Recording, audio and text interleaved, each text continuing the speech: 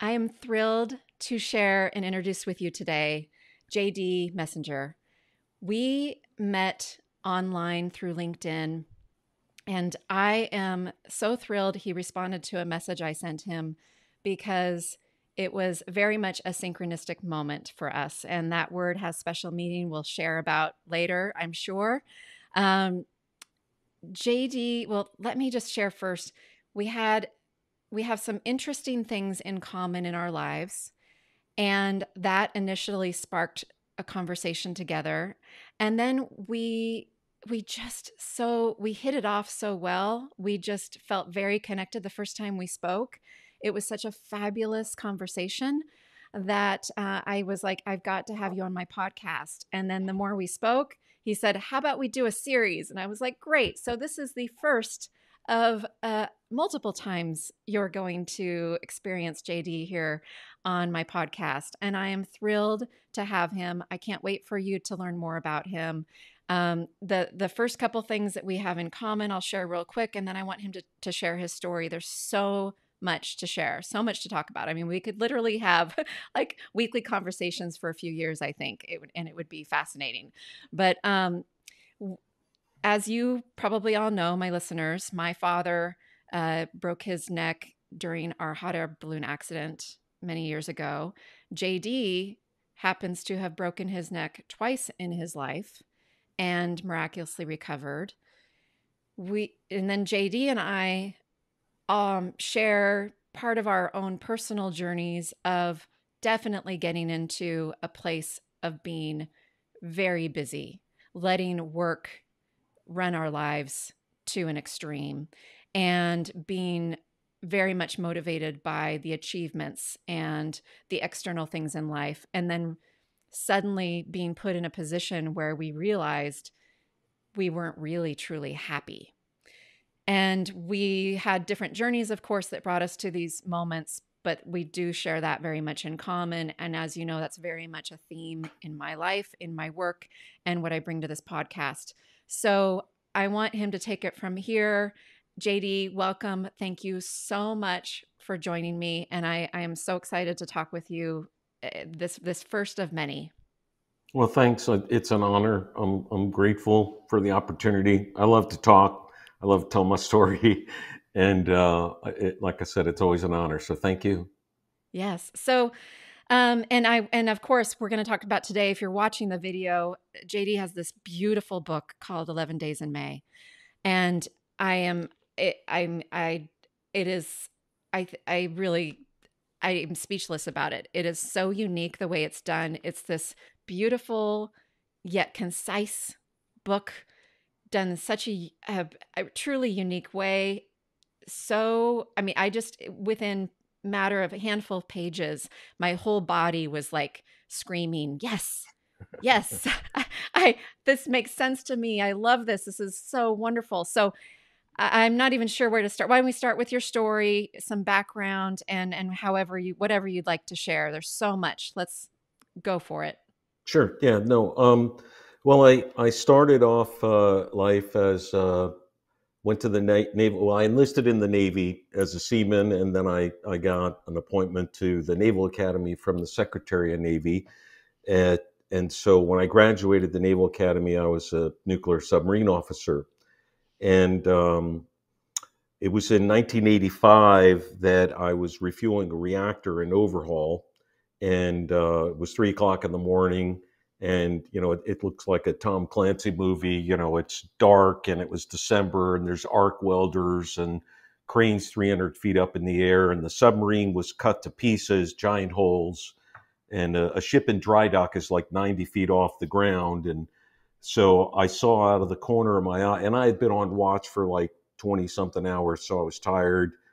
We were refueling the nuclear reactor, so I'm standing over there watching them take the radioactive fuel rods out and all that. And a crane came, and I had a split second to decide where I was going to step. And by the time I looked up, it hit me in the forehead. And the good news is I had a hard hat on. I was much taller before that, and it snapped my neck back and crushed my neck. And that was 1985, and that's a very important story for the future. After I left the Navy, I was an Exxon executive, and I led national safety, and I supervised Valdez oil spill cleanup. So I ended up becoming involved in crisis response.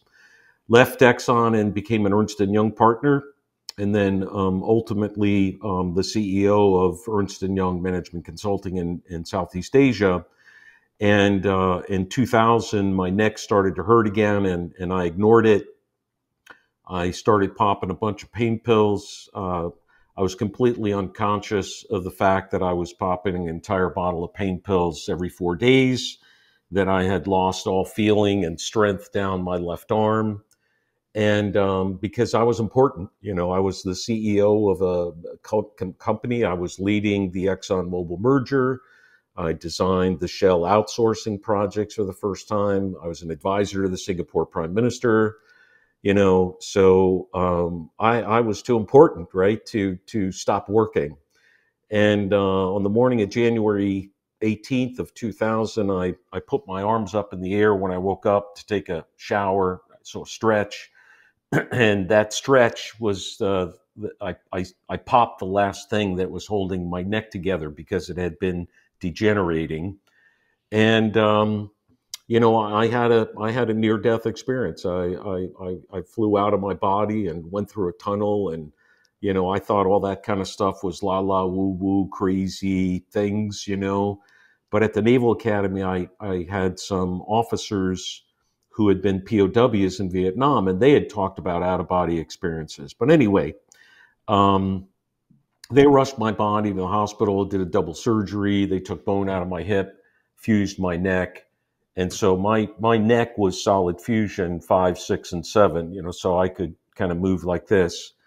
Anyway, after I got off of the morphine drip and went home, I couldn't walk, I couldn't talk, I couldn't move, and I was just laying in bed and staring at the ceiling and looking at the plaster twirls and thousands of cards from all the people and letters. And my family came in and they tried to cheer me up. And my kids were 3, 5, and 7 or 8 at the time, and they were telling me about the trip to Australia and the koala bears. And I didn't go on that trip, and they didn't remember I didn't go on that trip. I was like doing the ExxonMobil deal.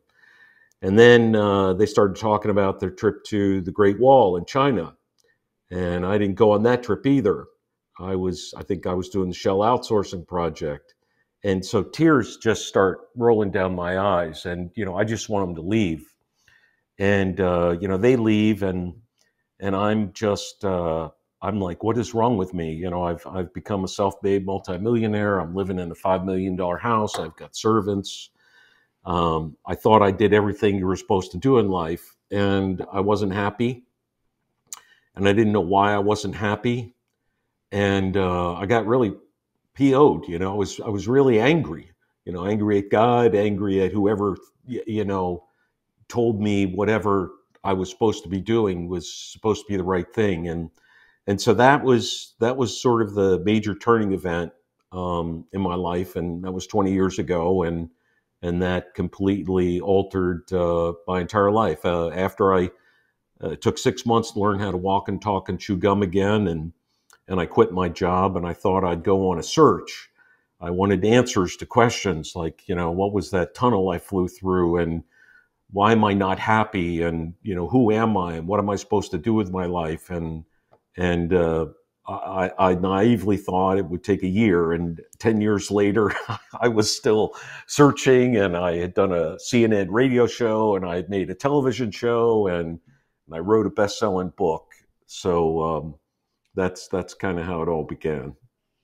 Oh my goodness. And when you shared about the thousands of cards and things that I haven't thought about that in a while, it brought back a memory of my dad when we were in the hospital.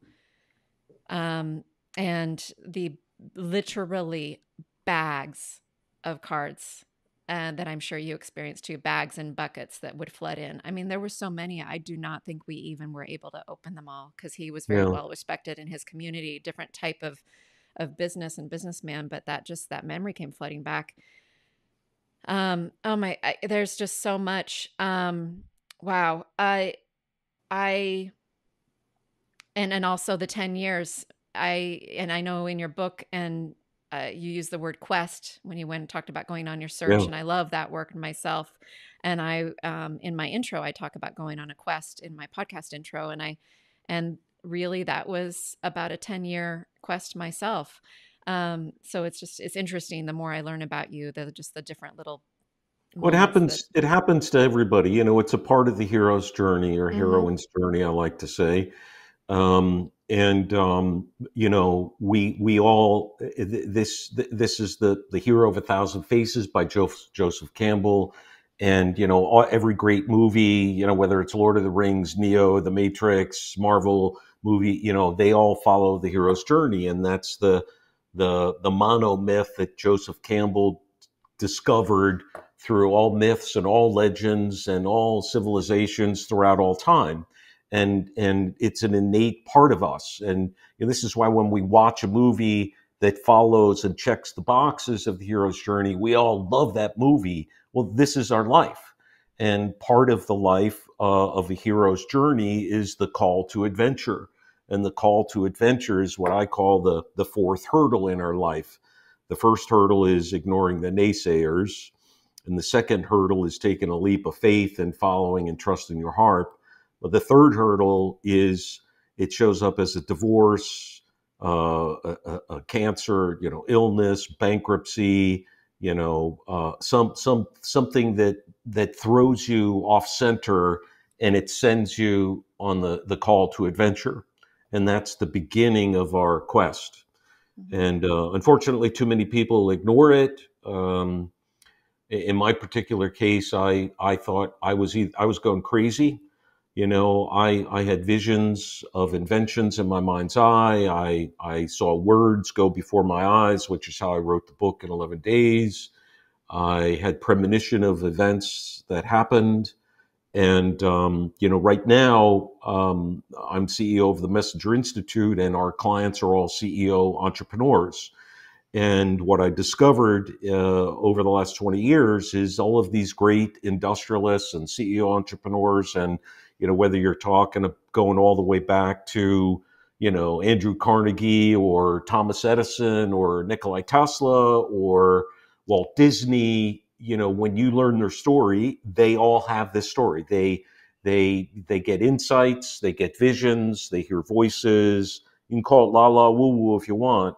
But Mozart didn't write music; he heard music. Famous painter Peter Max, 1969 love poster. I interviewed Peter and I said, Peter, where do you get your ideas to paint? And he goes, JD, I just watch my hand paint. You know, so what we'll get into is that this quest helps us discover our greatest, I call them invisible gifts and powers, and they scare the hell out of us. We think they're a curse, when in fact they're a blessing in disguise. Two things. One, I want to make sure we tell about another very important piece of your story, the miraculous recovery of your neck. And then I also want to hear what are those invisible gifts for you. So whichever way you want to go with those two things, but I think those are really pertinent pieces of this of a story to share here.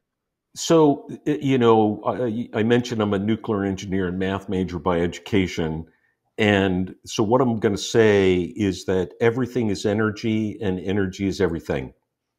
Um, there's so much space between the molecules of our body that, any physicist will tell you that we're basically nothing. And the only part of my body or this table or computer that is physical matter is a neutron. And you can't see the neutrons in my fingertips if you go into 200 million times magnification. That's how much empty space, and it's just energy. So everything is energy, and energy is everything. So the next thing I want to say is that before I answer your question, is that this thing sitting on our shoulders is the most powerful supercomputer in the world. It's processing over 38 trillion operations, or trillion operations a second. No supercomputer can even come close to that. And it's communicating to, we estimate, 100 trillion cells. And although this is the supercomputer, our mind is the driver of the vehicle. So our mind and thoughts are what become the filter. It's what we think we can do. We can do what we believe. We see. We don't. Seeing is not believing. Believing is seeing. And so I could get into all the physics behind this. So the first thing about my neck is that I was in Singapore when I broke my neck, and so I went to all kinds of cupping and Chinese tea and the things that these doctors did. They didn't put any screws and plates in my neck. They used my own bone to heal it. And the short answer is that through these various modalities, I regenerated one of the vertebrae in my neck. And so now I have mobility. 5 years later, the doctors that worked for the Singapore Prime Minister followed up with me. And they did an X-ray and they called me up and they said, we're going to do a CAT scan. They did a CAT scan. They called me up and they go, we want to do an MRI. They did an MRI. And so I go into the office thinking, oh my God, there's something wrong really bad with my neck. And they said, we've been doing this for 80 years and we have never seen anything like this before. Your vertebrae has regenerated. What have you been doing? And in the United States, I've probably had at least 40 doctors and neurologists, and they look at my solid fusion in one hand, and they look at mine now, and they're speechless. They said, I see this, and I see this, and I see that this healing is after this fusion, and I can't compute. And well, that's because everything is energy. And we know it's a scientific fact. Einstein knew this. He called it spooky behavior. He knew that our thoughts affect physical matter. When you think about things, the things you think about are literally changing at a subatomic level. Now, Wasn't that just proven this year, last year? oh no, that's Something, been proven. but I I mean mean, another level of it, right? With quantum, quantum mechanics. yeah, yeah, Yeah. oh my gosh, I can't think of the It's been known for so word. long, and we get really confused because are things in reality a wave, or are they a particle, and what they do is affected by our thoughts. And this is why we put the superconducting super collider deep underground, inside steel, surrounded by water, all that stuff, so that our thoughts, which travel around the world instantaneously, just like an email. Okay, let me give you a metaphor. This conversation is taking my words, turning it into a vibration, which is converted into a frequency, which is carrying ones and zeros, bits and bytes.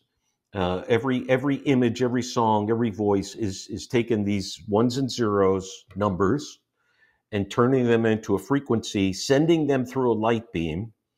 And then your little computer, which, by the way, my brain and your brain is millions of times more powerful than this MacBook Pro, and it's creating this image. Well, our brain does the same thing, so our brain has filters in it, and the filters are created from our intentions and our motivations. And we can go down that and talk about how 11 Days of May was written in 11 days and how it won 5 awards. And I didn't even know what I wrote. I had no idea what I wrote. And so how the hell does that happen?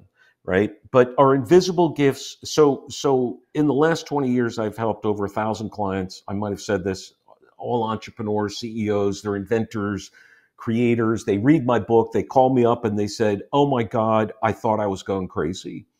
I didn't know. I thought that my visions and insights were crazy. I thought my dreams were crazy. I thought my premonitions were crazy. Now, there's all kinds of people, Mark Twain, Walt Disney, you can hear there's an entire book from the 9/11 survivors called Messages from 9/11 Survivors about all of the hundreds and hundreds of stories that people will tell about these things. So our invisible gifts and powers uh, include seeing like insights in your mind's eye, which many people have. That's one of the more rare ones. The most common is intuition. Now, intuition is usually it's a warning. Okay, I'm going to be very specific here. Intuition is not an insight. An insight is like a creative. Oh, I get this idea, an inspiration. Okay, which is about a creation or an idea.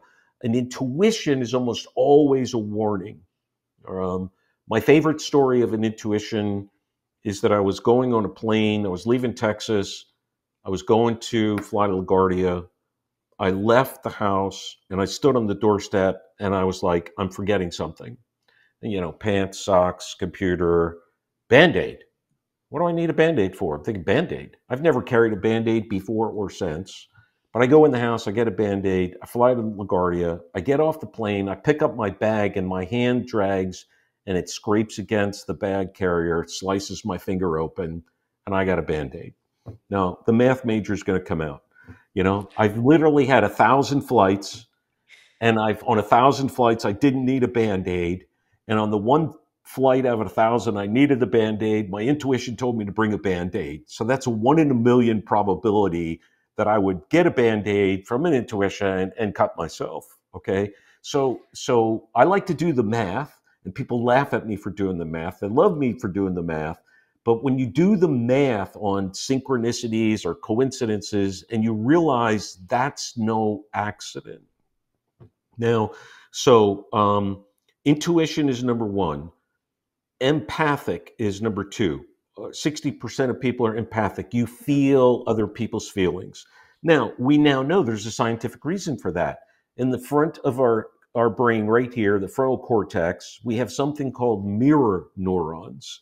And a mirror neuron is what is allowing us to feel what other people are feeling. Now, for some people, these mirroring neurons are so powerful that their empathic ability shuts them down. They get confused with feeling other people's feelings and don't know whether what's their feeling or my feeling. They don't go in crowds. They avoid malls, things like that. But an empath, if you're very empathic, it's a gift. It's not a curse.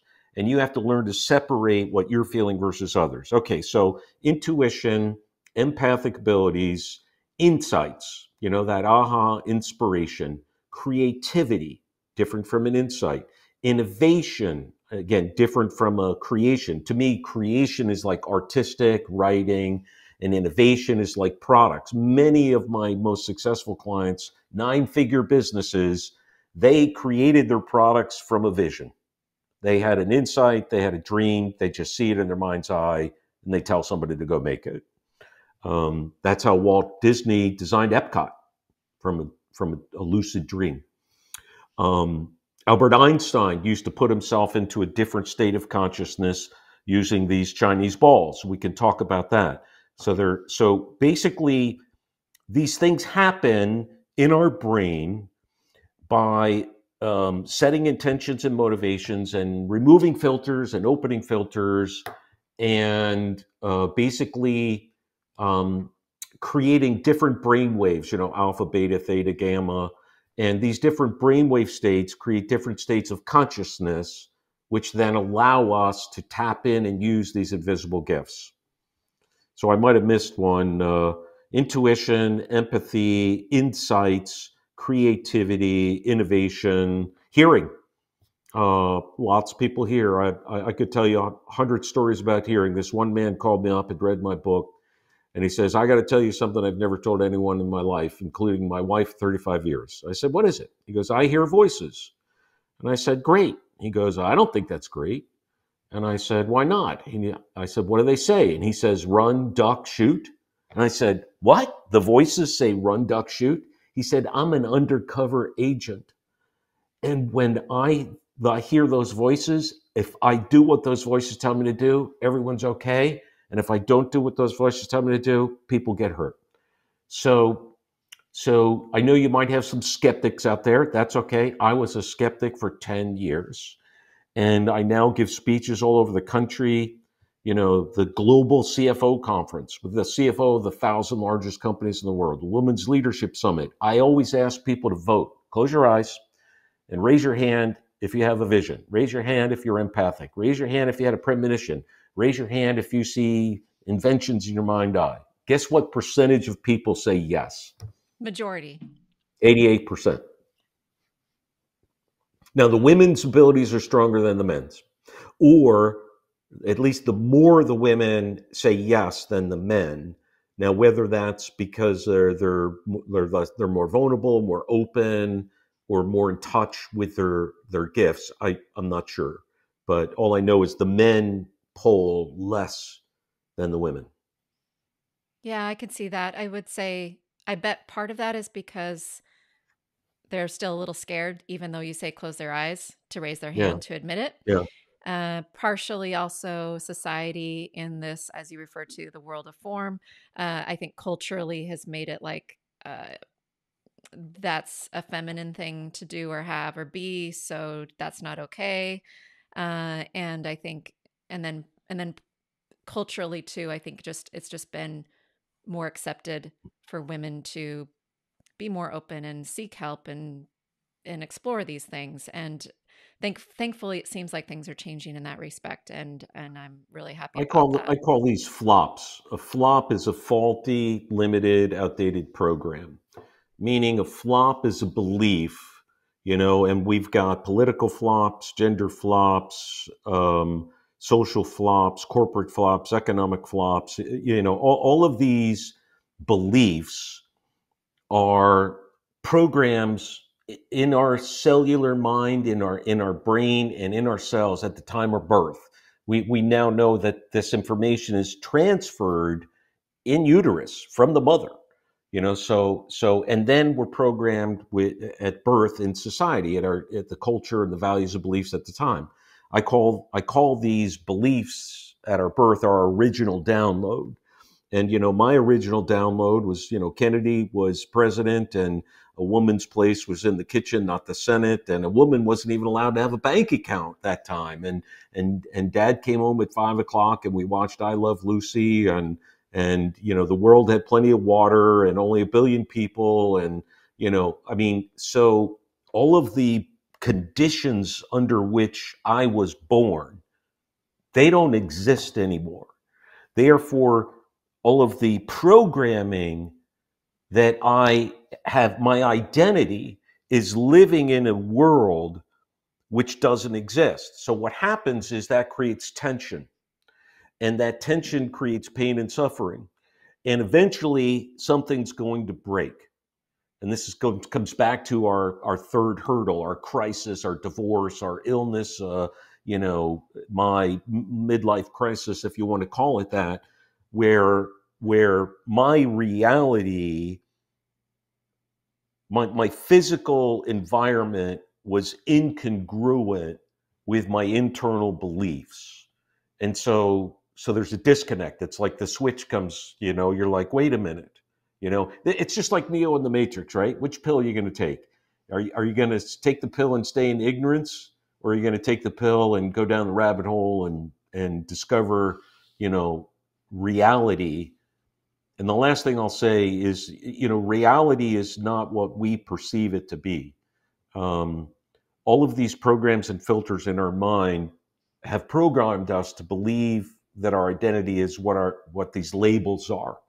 It comes from paradigms. Paradigms come from constructs. Most people know what a paradigm is. And so as the paradigms shift, as we've seen, paradigms have shifted about marriage, about sex, about religion, about climate, about corporations, globalization. I mean, there's so many paradigms busting. And for those people that were living and grew up in the old paradigms, they go through a negative emotional sequence because their identity is being threatened. So first they ignore it, and then they resist it, and then you deny it, and then you get angry, and then you become hateful, and then you become a terrorist. And so when that's happening, that's because reality in the outer world, I call it the outer game, is incongruent with your inner game. And so for a person to live their best life, to be happy, to be successful and be happy, to be balanced, you have to balance your inner thoughts and beliefs with your outer experience. And that causes change, and change causes tension. And tension is how we grow. And there's another concept here. I'm reaching for my glasses right now. I know you've talked in the book too about filters. And Right. basically, like when we have the programs and whatnot, it's almost like we have a different lens that we're seeing things through. Absolutely. One of the ways I talk about it with clients is I'm coaching, and one of my goals as I coach, and I know from what I understand, you do this, you carry this work into what you do with your clients too, is helping them to remove, at their pace as they're ready, but we're hoping that we can remove some of these things that are affecting how they see the world, so that they can have this broader view and be able to see other people's perspectives. And I know you talk about like black and white thinking, dualistic thinking, Right. and anytime anytime anyone is so stuck on it's this or that, it's right or wrong, it's good or bad. I mean, it just makes my shoulders get. I'm like, I Well, instantly in raise. Star It's Wars, yeah, in it's Star not. Wars, we call that a Sith, right? There are no absolutes. And so, yeah, it's anytime you put something into gay or straight, left or right, black or white, male or female, then you're ignoring reality, because reality is always a bell curve. Even our sexual orientations, not our gender, we're male or female, but our sexual orientations is a bell curve. And even, the animal kingdom, is a bell curve. There's, asexual, bisexual, pansexual, homosexual. Go look at species. So the fact that humans have different sexual orientations is no different than the natural order. But what happens when a person goes into dualistic thinking, and we have a lot of that right now, is it causes suffering. Mm-hmm. And suffering leads to that negative emotional sequence, and suffering leads to you not seeing or accepting reality as it is, and then you want to blame someone for your problems. And so when you start to blame someone from your problems, well, then you're not accepting personal responsibility or personal accountability. Anyway, And we're you're not getting able to pretty deep see. here. No, it's great. I love it. And I think my audience will appreciate this. The and what I invite people to do and really have worked on myself and continue to practice is seeing the shades of gray. Anytime I notice myself in a dualistic thinking, anytime I notice myself rearing up and wanting to be right or thinking that's wrong or that person's bad or anything like that, I really do my best, and my awareness has increased so much because of the amount of work I've done on myself. But I still catch myself with these thoughts, and I'm sure there's some I don't catch too. But anytime I can catch it, boy, it makes life so much easier. Like literally more ease and peace Well, in my life. all of this, look, we have massive amounts of anxiety and depression and stress right now, right? And it just keeps going up and up and up. And that happens when the external environment is incongruent with your internal. Again, we're back to the inner game of thoughts and beliefs and values and labels, and the external environment. And so when that internal is incongruent with the external, you get stressed, depressed, anxious, frustrated, angry, hateful, so forth. And so the first step in trying to improve your happiness, health, and life is to expand your awareness. That's what you were talking. I call it expanding Mhm. awareness. We have in the Messenger Institute. My next book coming out is called The 12 Habits of Authentic People, and the 12 Habits of Authentic People are on my website, themessengerinstitute.com. And the first habit is expand your thinking. So if you can expand it voluntarily, or someone will try to expand it for you. but you cannot live with your head in the sand. And the more you try, the more your health will go down and your happiness will go down and your prosperity will go down because you're just living in denial. And You're gonna that's suffer more. You're gonna suffer suffer more. more. I You're mean, I going to guess suffer more. technically, yes, you can live that way, but like you just said, you're going to suffer for it, and and it's and when you're Well, the in the only way you can live that way is in isolation, or surrounded by like-minded people. there you But go. how big is that circle? I mean, are we talking 10 people or 100 people, or you know, and if you're living in a community, which many are very homogeneous communities, then those communities eventually have conflict. I mean, this is why we have like six parts of the United States. We've got the Northeast, Mid-Atlantic, Southeast, Southwest, Northwest, and Central. I mean, we're all very different cultures and values and beliefs.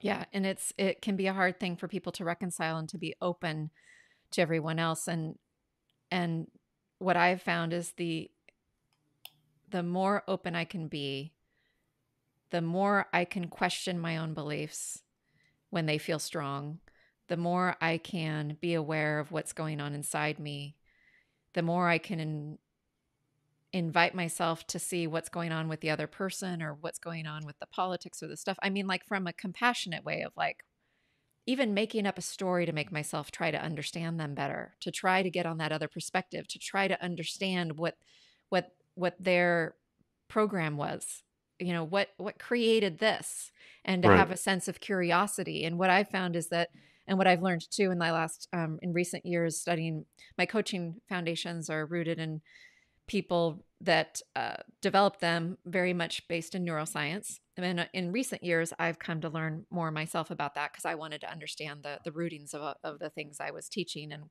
in the sense of like, why is this helping? Why is this working? Mm-hmm. And that sense of curiosity, that sense of being able to tap into that can bring in that part of our brain that we tend to have kind of offline or quiet, I guess. It's often overruled by the logical, analytical, and fear centers. And so bringing in that curiosity and being more, I know in the book too, you talk about mindfulness is a word you use to describe this awareness and this literally internal awareness of what's going on inside of you. And going there, that's opening us up to live a life that is feels so much better, has so much more peace of mind, and has peace with each other so much more. I mean, the amount of conversations that I get into that get heated or super uncomfortable, I mean, is pretty minuscule now compared to 10 or 20 years ago because of these changes I've made for myself. So I know for myself it works. And then I've seen it in clients too. To have somebody be able to suddenly have that insight that the person they're so pissed off at with might just have a different way of viewing this based on their experiences and their stuff and may not be a horrible person, is wonderful to see that moment, or and also to see the mirror back too of, if you're so irritated by this, what in that person are you seeing that like you don't Reflected like? you. Exactly. I brought that up with a client recently, and she was ready to hear it and she was stunned, and then she quickly identified it, and it was an eye opener. It's phenomenal. I'll tell you. I'll give you an interesting story. It's a funny story. Again, I call them flops, a faulty, limited, outdated program.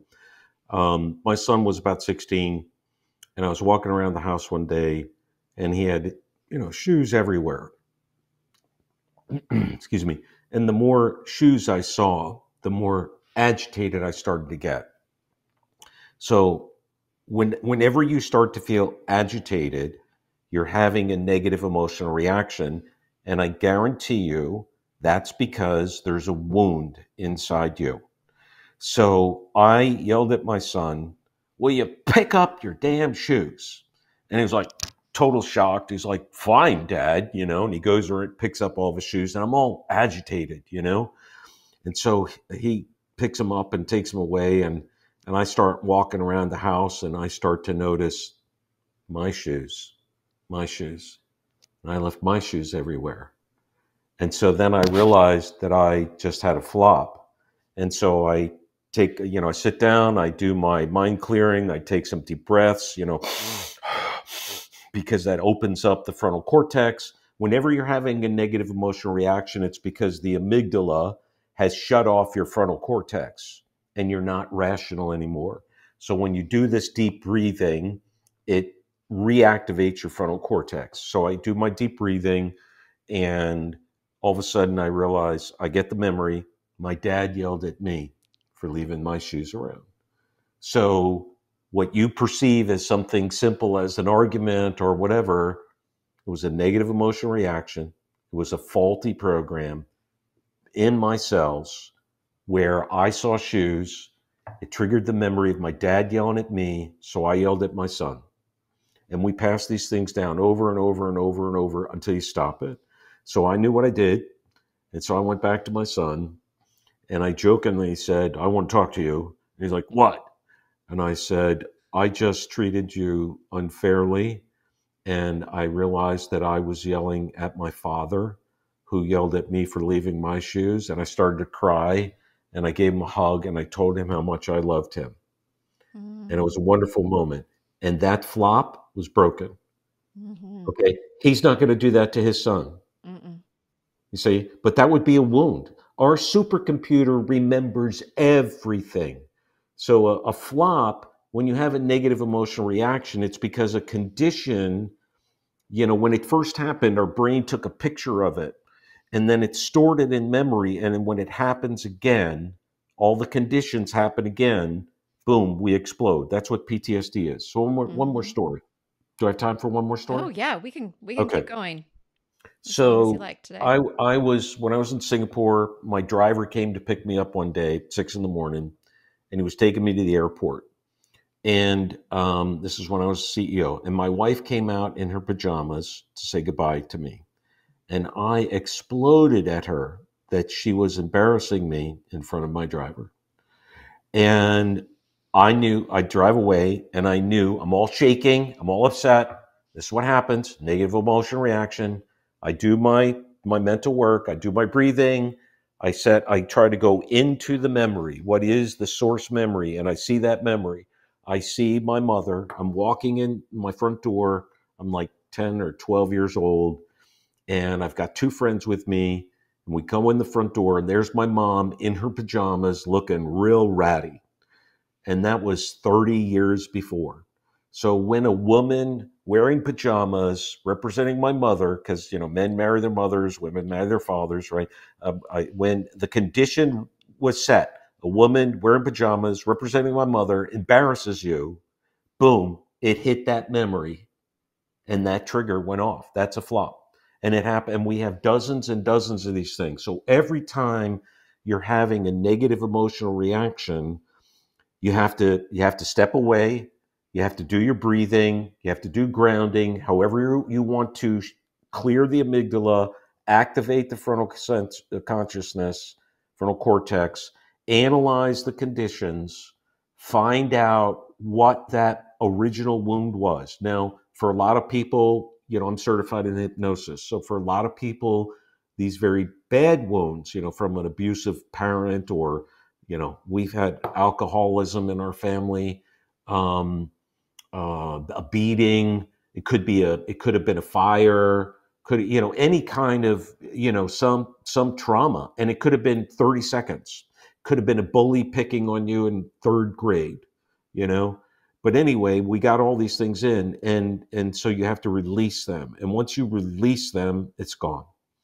Now I want to go back to something you said. If go ahead, you follow Yeah, up. I want to yeah, hold your thought, don't lose it. What you just said. So I want to see if you agree with this or if you believe differently. I I have felt that it's great if we can identify the original source of something. And yet if we're unable to, or if it just feels too heavy to even try, or it's been completely blocked out, I f- I think it's enough, at least at that stage, and it could be enough forever. It depends, to at least identify it and then clean it up if you need to clean up and take your responsibility for what you just did and choose to make the shift, even though you may not be able to point back to the exact thing that may have caused it. Do you agree that that is possible?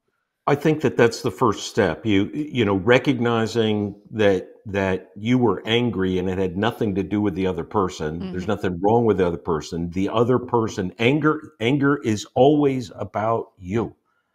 And there's going to be people that just made angry. Okay. Yes. And so if that just made you angry, then you just experienced a flop. Okay. And these things, I had one CEO who anytime a female CEO, a man challenged her at the board table, she exploded. And we had to go back in regression, and that came from her father sitting at the kitchen table when she was a little girl, telling her that she was a girl, she was never going to go to college, she was never going to get a job, she was never going to amount to anything. And so anytime a man sitting at a wooden table told her she couldn't do something, she exploded. And that's where it came from. So she had to forgive her father. Now, so what you're saying to do is the first step. But until you go to the original wound, that trigger's still going to be there. And so eventually you want to find what it is. I had a trigger for 50 years at Christmas time because I never got any presents at Christmas time. I never had a birthday party that I can remember. I don't remember getting birthday presents. Every time my wife had 50 presents for Christmas and birthday parties for all my kids, I just started twitching.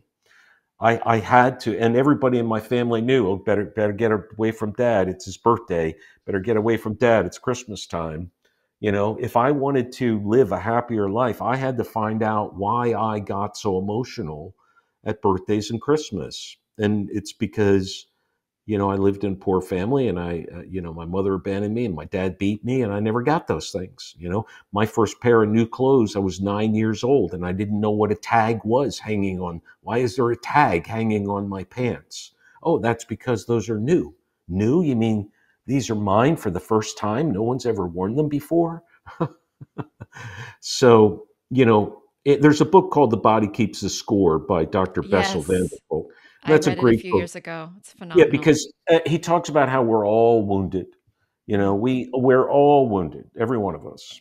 And so the process that you started talking about, there's extrinsic motivators: money, clothes, watches, cars. And there's intrinsic motivators: curiosity, purpose, autonomy, meaning. Right. So the intrinsic motivators will make your life far more fulfilled and successful and peaceful and happy.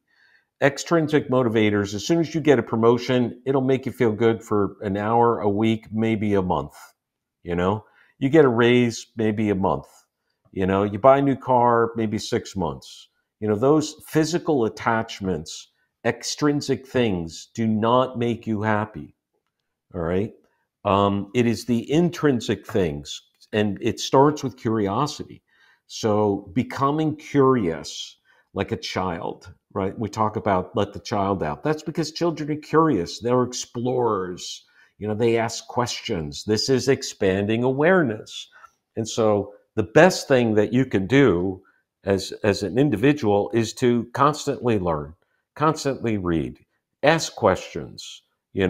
When someone doesn't agree with you, instead of fighting with them, ask them to explain, just like you said. Why don't you agree with me? What is it that you think about COVID, pills, Republicans, Democrats? But whatever the issue is that you're arguing about, understand their perspective. Like you said, it will expand yours. Absolutely. Oh, I wanted to Oh yeah, talk. You go ahead. mentioned about so these another thing a person can do is think about yourself in a box. Okay.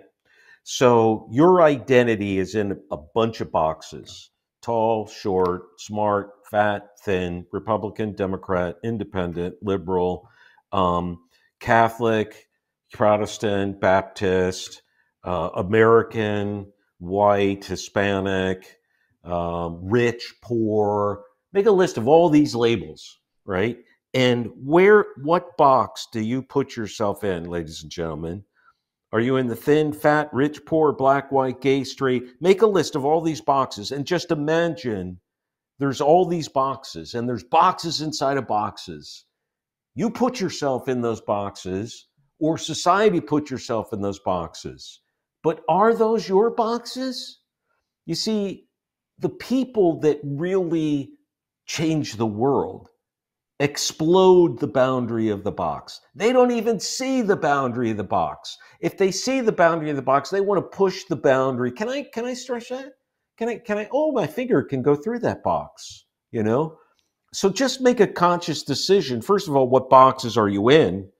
Secondly, do you like that box? you know, did your mom and dad put you in the dentist box and you became a dentist because mom and dad were dentists and grandpa was a dentist? We all know stories about that, you know.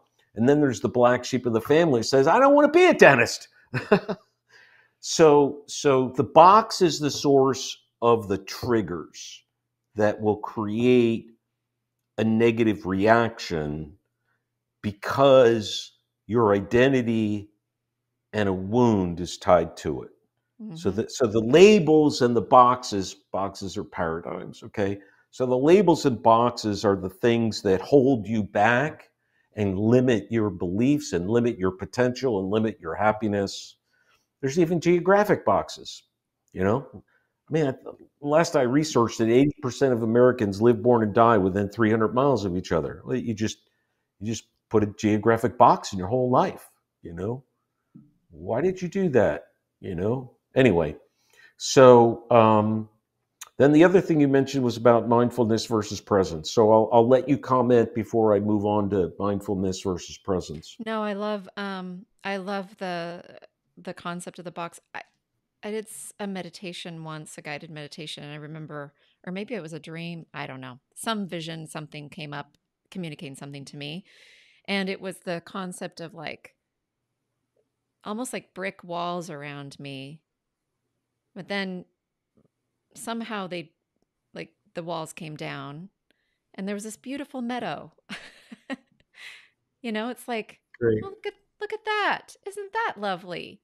And so it's I don't remember the context, what was going on in my life. I just remember this visual, and I'll at times have visuals like this, either in a dream That's powerful. It's very powerful.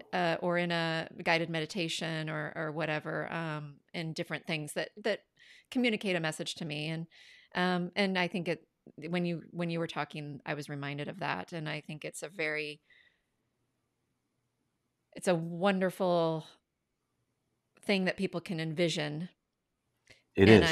I challenge and invite everyone to really look at how many times throughout the day are you living inside this box and having it dictate your beliefs and your actions, and ultimately have it where it's contributing to some suffering in your life.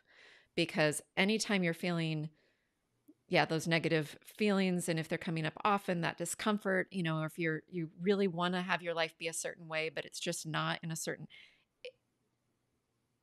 really look and see what box have you put yourself inside of. Why are you so convinced that this has to be the way? Because if you can blow those walls down, blow them up, knock them down, take a hammer to them, whatever you want to think about, um, you know, one by one, drop the bricks. It can unleash so much. So there's four major boxes to start with. One is your mind. The second one is your body. The third one is your environment, like work, house, state, you know. And then the other one is your spirit. And that's a very important one. So let's talk about those. So your mind might be very depressed and frustrated. Well, is that because your physical body is not healthy or it's not the way you want it? Is it because your physical body isn't doing what your physical body wants to do? You want to be outside, but you're behind a desk? Is your mind frustrated, depressed because you're in the wrong environment, the wrong relationship, the wrong country, the wrong weather? Or is your mind depressed because your spirit, your heart, your soul is saying, I want to be a pianist, I want to be a writer, or I want to be a builder or a skater, there's these four main boxes have six battles. There's six possible, body versus environment, mind versus body, mind versus spirit. So just think of these four boxes. And so if you're not happy, you need to sit down because, again, it all begins in the mind. Always start in the mind. What's going on in the mind? So I'll give you an example. We sold our house that we'd been in, bigger house, and the kids were all gone. And so my wife, who had followed me for 38 years, I said, "Well, go wherever you want to go and live wherever you want to live. You followed me moving around for 38 years." She goes, "I want to go live in a city apartment in Dallas." So I'm like, okay. So we go live in a city apartment in Dallas. I do not like cities. I do not like apartments. I did not have my yard, my grass, my fish tank. I really did not like it. And I started to get very depressed and frustrated. And I was like, what is wrong with me? And I said, okay, I said that I would do this. I don't like this environment. I don't want to live in an apartment. So, Messenger, you got a decision. You can either tell your wife you can't stand it, or you can remember that you said you would do it for 2 years and let go of the fact that you don't like it because it's only for 2 years. I was suffering, and suffering is always a choice. Okay. So I had to make a choice to either go buy a house or stay in the apartment and let go of the fact that I didn't like it because I said would stay there for 2 years. Well, so the obvious easiest thing to do was I'm not going to let it bother me. I'm going to let it go. I said I'd do it for 2 years. I want my wife to be happy. We'll do it for 2 years. And 2 years was up and we went and bought a new house, which we're in now. But you see what I'm saying? That was a mind versus environment question battle. Mhm. And so that's the first place to start. And you For could have, many, I want to just interrupt for a sec, just to remind people, like, as you mentioned, you could have talked to your wife. You could have yeah, even come up with some bizarre, creative other scenarios. I've heard of people go live in my camper. like, yeah, live apart yet come together, visit her on weekend, like, I mean, Sure. there's all these Yeah. scenarios, and yet Right. we think it's got it, well, there's only the two solutions, and Right. so, and you, what's so great though is that you're showing how you had a choice to even how you were going to feel. I mean, I'm sure it wasn't like joyous for you in those 2 years, and yet if you But I could let it go. yeah, if you could let it I go, let it then you go. wouldn't suffer, you wouldn't be Exactly. suffering, right? So here's another example, because most people, here the biggest frustrations are you're in the wrong geographic place. You're not by family or not by snow or whatever it might be. You're in the wrong job. You're in the wrong relationship. That's probably the biggest issues with most people. So let's take the I don't like my job. So the mind is going battling, the physical job environment, which is also starting to impact the physical body. And so you get indigestion, you anxiety, you can't sleep, you start to take medications. It's all because you don't like your job. Well, so why is the mind telling you to stay in that job? Well, the mind is saying, "Oh, I need security." Okay, well, so you just told yourself that you can't make as much money or more money doing something you love. Who told you you can't do what you love or make more money doing what you like? Oh, well, I'm going to tell you, that goes back to your mom or dad who says you're not smart, you're never going to amount to anything. You know, it's a freaking maze in there. Oh, you it know, is. and so you have to go down through these questions. Let's not forget to talk about the book before we Yes. run out Well, of and I was time. thinking, so, and also I realized that I made a note too. There was a part of your story that we haven't shared yet that it might be an interesting thing to share, and as we wrap up for today too, is when your son Grant came into your room and the questions that you were Hmm. asking in your mind. Yeah. So I don't know if we want to end with that, as it might be interesting, and then talking about the book a little bit. So I'll let you choose how and what you would like to say. So let me think about that for a second. I'm going to end on the Grant story because it's very profound. What happened after 10 years was one day. This is 10 years after I broke my neck, so it's 2011, 2012, After the early second 20. time, just to be Yeah, clear, the second time. after the Yeah, second yeah, time. Okay. yeah. 1985 was first time. 2000 January was second time, and so I quit my job and I go on my search. Started in 2002, so 2012. I'm sitting outside my backyard by a pool, and it's like midnight, and I see like words going in front of my eyes. And this is not new for me. I one of my gifts. You asked me what are my gifts. I'm very empathic. I'm very intuitive, so I trust my intuition. I get a lot of ideas and insights.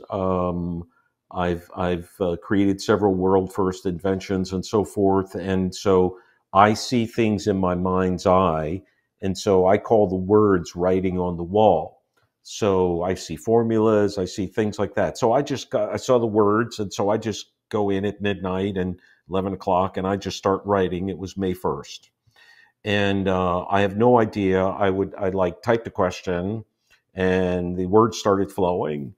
And if I stopped to think about what I was writing, the words would stop. So I had to control my mind to just basically take dictation. And it was on day 7 of writing that I thought maybe I'm writing a book. And there were 36 questions and 36 answers. It was like a conversation between me and an invisible friend. I would ask a question and then I get an answer. And the questions are things like who makes things, what is pain, what is love, what is war, what is suffering, what is reality, what is time, what is matter, what is religion, what is death, very philosophical kind of things. And me and the writing on the wall got into a conversation, and that's what the book is, which is why you said it's very unique. Like I typed a question and I got an answer, and so then I would type the answer, and then I would type a question and I got an answer. It was like AI. Okay. And and and so when I was done, my wife says, what have you been doing? It was May 12th, May 11th, and I'd been writing for 11 days, and I said, I think I wrote a book. And she goes, what's it about? I said, I don't know. I haven't read it yet. And it went on to win 5 awards and hit number 1 on Amazon, and number 1 ebook, number 1 hardcover, and it won 4 gold and 1 silver award. And that's when I came out, because the book was then published. So it was only in 2011 or 2012 and so I called the book 11 Days in May. There was no title, there was no plan, there's no chapters. I called it 11 Days in May because it was written in the first 11 days in May. It's kind of a terrible title, because doesn't people confuse it with like the Cuban Missile Crisis or something like that. And yeah, so I read the book like 18 times before it came out, and I was doing book talks and tours and radio and television interviews. And my wife was like, "Why do you keep reading the book?" I said, "I wrote it. I need to know what's in it, you know." And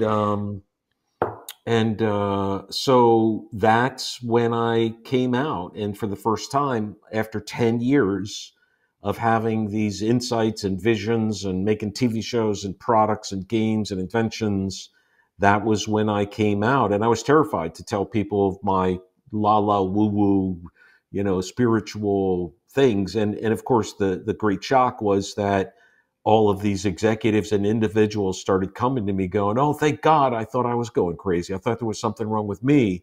I need to talk to you because I'm experiencing the same things." So the story that I omitted in the beginning, when I had broken my neck in January 2000, when I was laying in bed and I couldn't move, and I told you that I was very angry and frustrated, and I omitted a very spiritual story, a very loving story, which you asked me to share about Mm-hmm. Grant.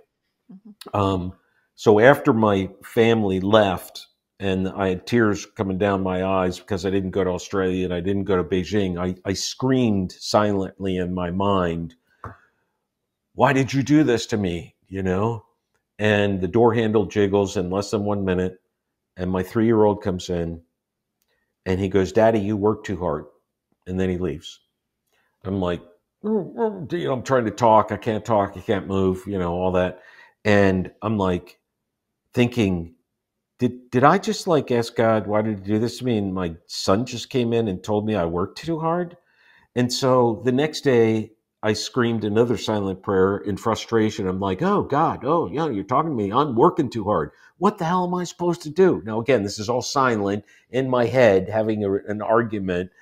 And in 1 minute, the door handle jiggles, and in comes my 3 year old son again. And he goes, Daddy, you need to play. And then he turns around and leaves. And I'm like, okay, wait a minute. The math major comes out, and there's a formula on the book, which is only half the formula. And the formula is the probability of this event happening. So I'm like, do I think God's answering my prayers for my son? I'm like, no, I'm a math major. What's the probability of my son coming in the room in any 1 minute? Well, that's 1 in 306, 3,600. What's the probability of Grant answering a question that he didn't hear? Well, how many sayings does a 3 year old have? And so I calculated the probability as being 1 in 1,000, and it happened twice. So that's 1 in 1,000,000. So on the third day, I'm thinking, oh, maybe God is answering my questions through my son. Like, how could my son be hearing, and how could he come in? So I'm like, okay, God, I work too hard. I need to play. What does that mean I'm supposed to do? Jiggle, jiggle. 1 minute, son comes in. This time he's dancing around and he's going, remember, remember, because he couldn't say his R's. So he was saying, remember, remember, remember, remember. He's just dancing in a circle, bouncing around, going, remember, remember, remember, remember. And I'm like, remember, remember what? So he leaves. So all of a sudden I realize, oh my God, that was 1 in 1,000,000,000. 1 in 1,000,000,000 that would happen 3 times in a row. And so I spent 5 years. Remember what? Remember, remember, remember what? Well, the answer is remember who you are, and remember where you came from, and remember why you're here. So that's why we're going to end on that one. I love that. I love it. Oh, I love it so much. So, a teaser for our future conversations for everyone to stay tuned. And and then of course I'd love to end with a favorite quote of yours. So JD has one in mind. So go ahead and share that with us. Yeah, I've been saying for many years all meaningful and lasting change first begins within before it could be projected out. Meaning, everything that happens in your outer game is happening from your inner game. So if you want to change what's happening in the outside of your life, your physical, your relationships, your money, your jobs, you have to change your values and beliefs. You have to change your thoughts, in order to create change in the outside. So all meaningful and lasting change first begins within before it's projected out. And on that, we will end for today.